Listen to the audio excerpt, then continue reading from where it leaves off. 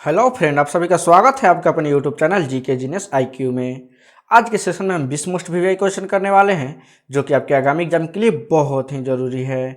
और ये सारे के सारे क्वेश्चन सेलेक्टेड लिए गए हैं, प्रीवियस क्वेश्चन लिए गए हैं, कई बार एग्जाम में आए हुए क्वेश्चन लिए गए हैं। तो ज़्यादा समय न लेते हुए आइए क्वेश्चन स्टार्ट करते हैं।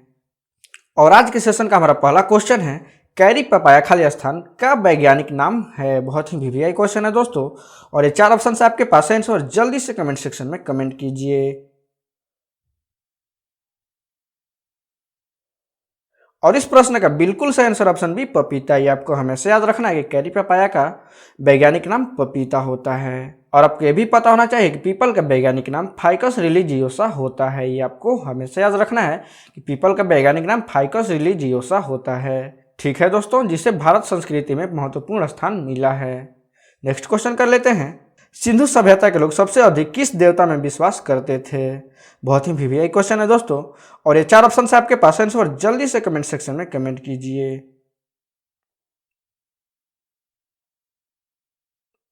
और इस प्रश्न का बिल्कुल सही आंसर ऑप्शन डी मातृशक्ति। आपको हमेशा याद रखना है कि सिंधु सभ्यता के लोग मातृशक्ति में सबसे ज्यादा विश्वास करते थे। ठीक है दोस्तों, नेक्स्ट क्वेश्चन कर लेते हैं, जब खाली स्थान की कमी होती है तब पेशियां थक जाती हैं। और ये 4 ऑप्शन है आपके पास आंसर, और जल्दी से कमेंट सेक्शन में कमेंट कीजिए।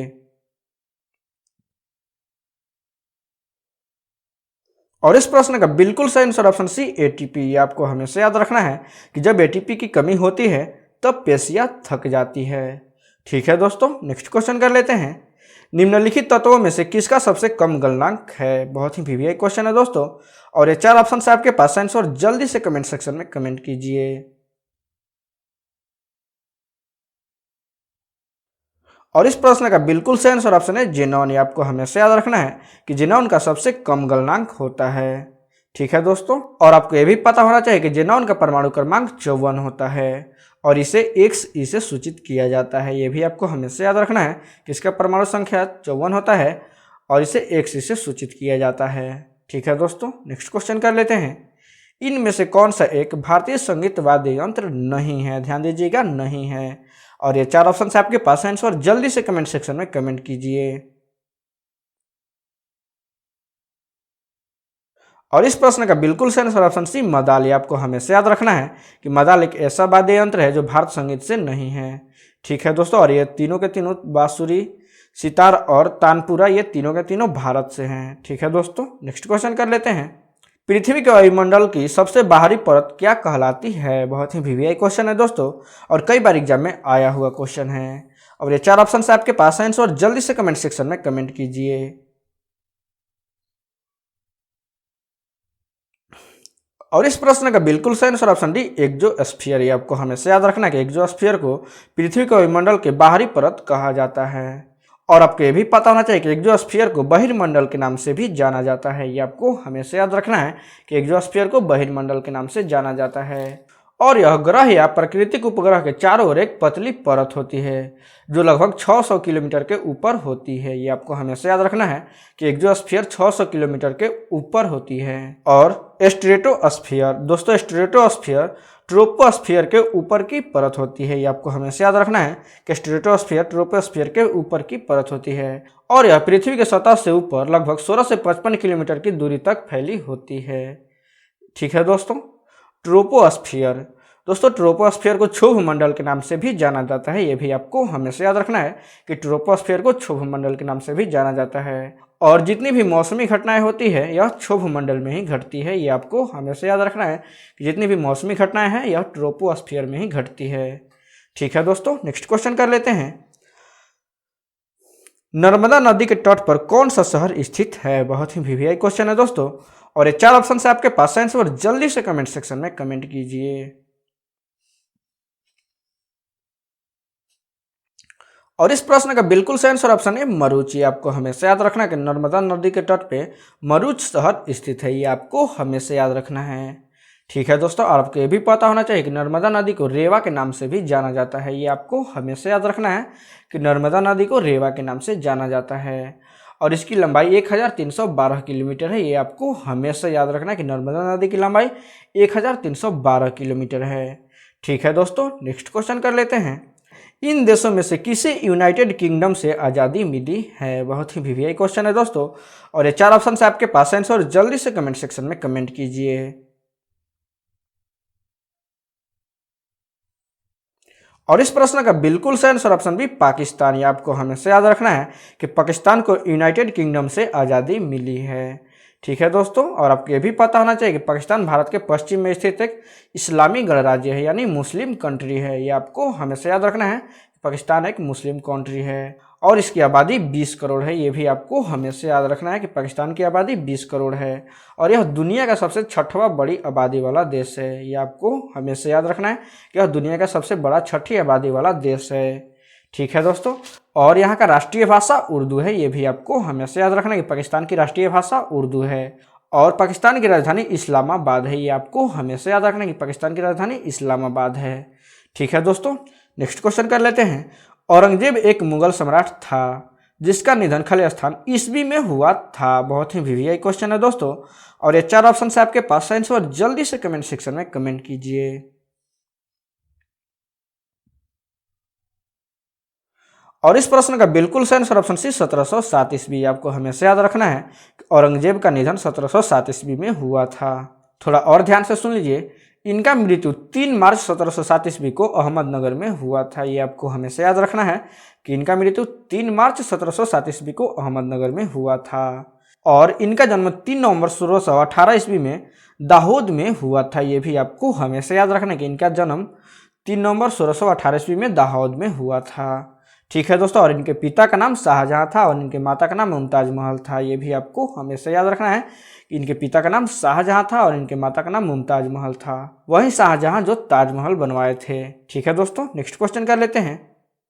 प्रेरण कुंडली का आविष्कार किसने किया था? बहुत ही वीवीआई क्वेश्चन है दोस्तों, और ये 4 ऑप्शन आपके पास आंसर, और जल्दी से कमेंट सेक्शन में कमेंट कीजिए।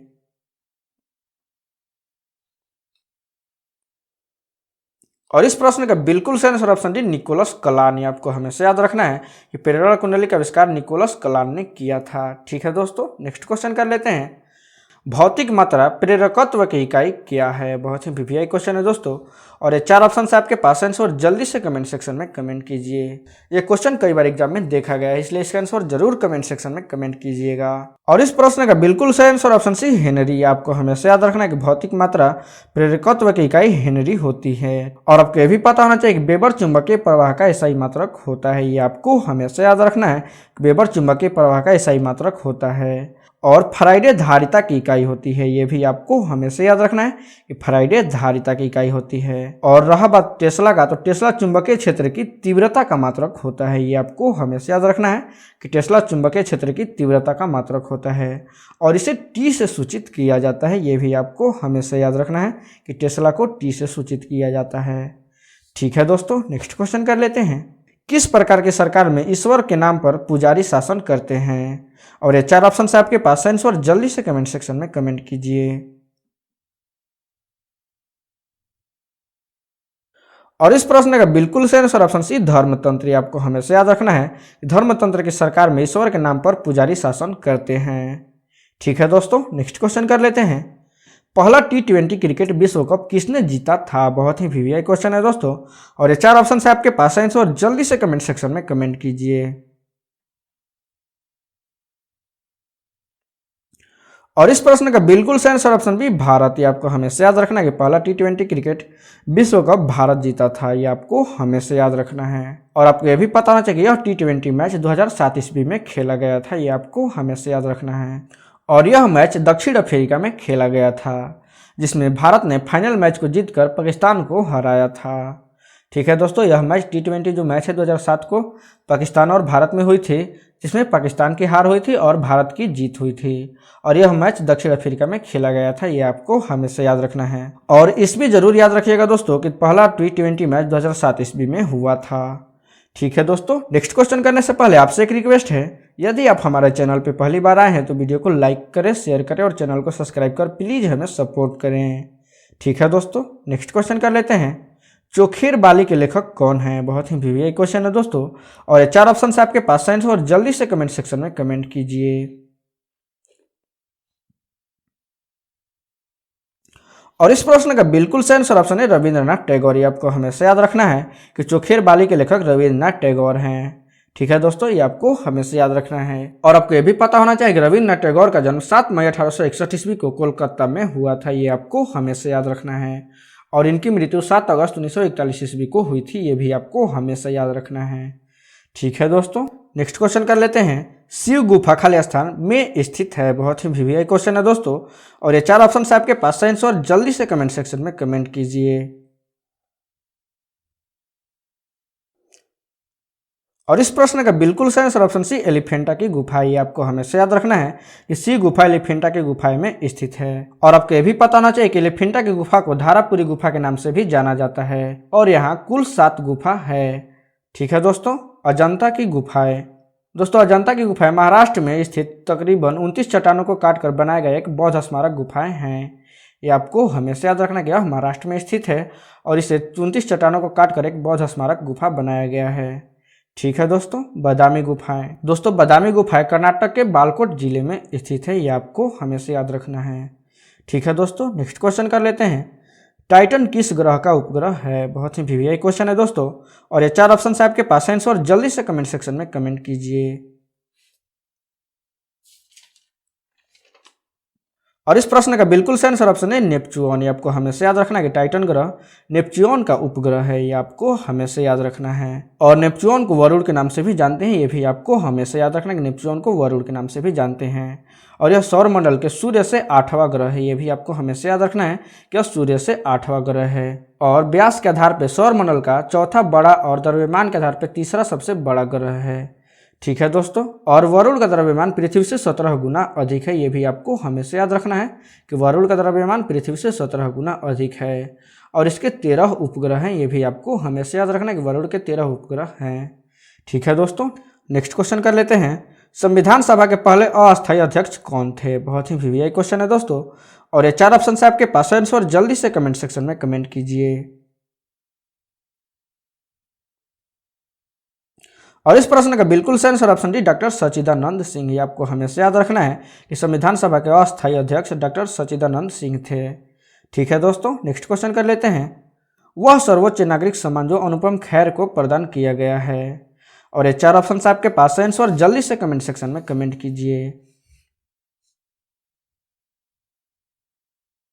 और इस प्रश्न का बिल्कुल सही answer option B Padma Bhushan. आपको हमेशा याद रखना है कि अनुपम खेर को पद्म विभूषण सर्वोच्च नागरिक सम्मान प्रदान किया गया है। ठीक है दोस्तों, और आपको यह भी पता होना चाहिए कि पद्म भूषण सम्मान की स्थापना 2 जनवरी 1954 ईस्वी को हुआ था। ये आपको हमेशा याद रखना कि इसकी स्थापना 2 जनवरी 1954 ईस्वी को हुआ था। पद्मश्री भारत सरकार द्वारा आमतौर पर सिर्फ भारतीय नागरिकों को दिया जाता है। ये आपको हमेशा याद रखना है कि पद्मश्री भारत सरकार द्वारा केवल भारतीय लोगों को ही दिया जाता है। और इस सम्मान को कला, शिक्षा, उद्योग, साहित्य, विज्ञान, खेल इत्यादि में दिया जाता है। पद्मश्री को कला, शिक्षा, उद्योग, साहित्य, विज्ञान के क्षेत्र में दिया जाता है। ठीक है दोस्तों, और इसकी स्थापना भी 1954 ईस्वी में ही हुई थी। ये आपको हमेशा याद रखना है कि पद्मश्री की स्थापना भी 1954 ईस्वी में ही हुई थी। ठीक है दोस्तों, भारत रत्न। दोस्तों, भारत रत्न भारत का सर्वोच्च नागरिक सम्मान है। और इसकी स्थापना 2 जनवरी 1954 ईस्वी को भारत के तत्कालिक राष्ट्रपति श्री डॉक्टर राजेंद्र प्रसाद द्वारा ही किया गया था। ये आपको हमेशा याद रखना है कि इसकी स्थापना 2 जनवरी 1954 ईस्वी को तत्कालिक राष्ट्रपति श्री डॉक्टर राजेंद्र प्रसाद द्वारा किया गया था। ठीक है दोस्तों, ये आपको हमेशा याद रखना है। कौन संघ वसा में घुलनशील विटामिन का भंडारण करता है। बहुत ही वीवीआई क्वेश्चन है दोस्तों। और ये 4 ऑप्शन आपके पास आंसर और जल्दी से कमेंट सेक्शन में कमेंट कीजिए। और इस प्रश्न का बिल्कुल सही आंसर ऑप्शन सी यकृत। आपको हमेशा याद रखना है कि यकृत अंग वसा में घुलनशील विटामिन का भंडारण करता है। ये आपको हमेशा याद रखना है। ठीक है दोस्तों, नेक्स्ट क्वेश्चन कर लेते हैं। पन्ना राष्ट्रीय उद्यान किस राज्य में है। बहुत ही वीवीआई क्वेश्चन है दोस्तों। और ये 4 ऑप्शन आपके पास आंसर और जल्दी से कमेंट सेक्शन में कमेंट कीजिए। और इस प्रश्न का बिल्कुल सही answer option D Madhya Pradesh. आपको हमेशा याद रखना है कि पन्ना राष्ट्रीय उद्यान मध्य प्रदेश में स्थित है। ये आपको हमेशा याद रखना है। और आपको यह भी पता होना चाहिए कि यह उद्यान भारत के मध्य प्रदेश के छतरपुर जिले में स्थित है।